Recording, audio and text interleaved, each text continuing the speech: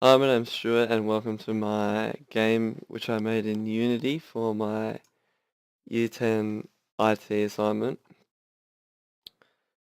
So the um, type of game is a first-person survival game, and the aim of the game was originally to run around the map and scavenge for food and resources and try and survive as long as you possibly could.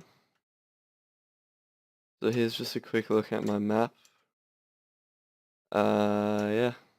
So I'll get into all the functionality of this game. First up, we've got the map, and it's like designed so the terrain is all the grass, the bushes, and the color.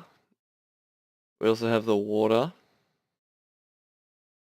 and an invisible barrier around the edge, which so you can't fall off the map.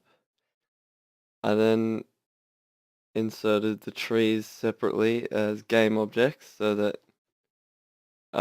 later I could add a script which lets me cut them down. Next we have the visuals. So we can add fog to this game, which will change the perspective in the game mode and just make it seem a bit more realistic so you can't see. I also changed the skybox to make it look a bit more realistic, and the directional lighting is set to the sun to make shadows more realistic. And now I also added a wind zone in the map, so if you see when I press play into the game, all the trees and grass and bushes all move naturally. So it looks like there's wind in the map, as you can see here. Just a subtle effect to try and make the game look a bit more realistic. I already talked about the boundaries, but so I basically just created some cubes and turned off the mesh renderer and turned the layer into transparent FX, so the cubes are still there and you can walk into them, but they're not visible. Next up is the canvas, where I added the heads-up display with hunger, thirst, and health. So I created a panel which you can see in 2D view. If you zoom out,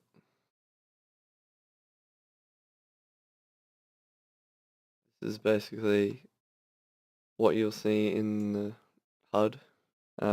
It's got the health UI, thirst UI, and hunger UI,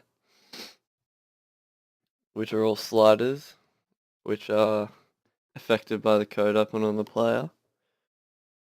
So if we go to the player, you can see with the vital script, I drag in the slider, I change the health max and the fall rate, and you can see that in effect when you're playing, the thirst and health gradually drop slowly. The thirst and hunger drop slowly at a fixed rate. Once those run out, the health begins to run down. And so if we take a look at the actual script, just let this load up. So we've got our variables, as you can see here, the delta time, so over time the health will decrease at the fall rate, which is what we can change on the actual inspector.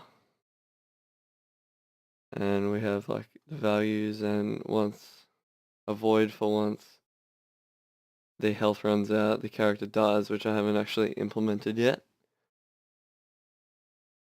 I recently implemented a weapon system.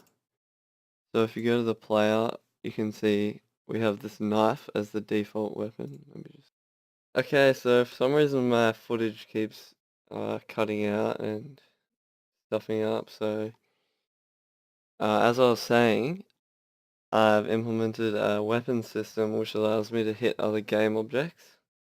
For this example, it's this cube you can see here. So it's got this small script on it, which basically states its health and says that once the health is less than or equal to 0, the game object will be destroyed. And in my gun mechanics game object, I have a script which deals damage and has a certain range, which would depend on if I had a gun, which would have a much longer range than a melee weapon such as this knife.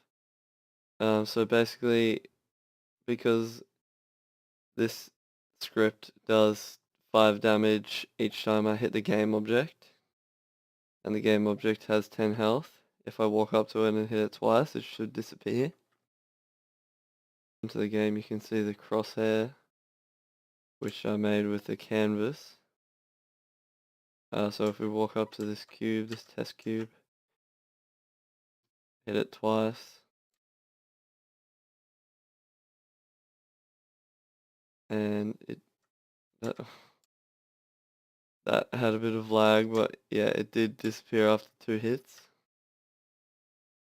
So yeah, later in this game I would like to implement a system, an inventory system, where I can cut down trees and gather wood, and also pick up rocks, drink water from ponds and lakes on the island, and I'll also be able to add the weapon system onto objects such as this tiger, which could also fight back and deal damage to my player's health. Thank you to everyone for watching. I hope this video will help you out if you're making a similar game to me. Have a nice day.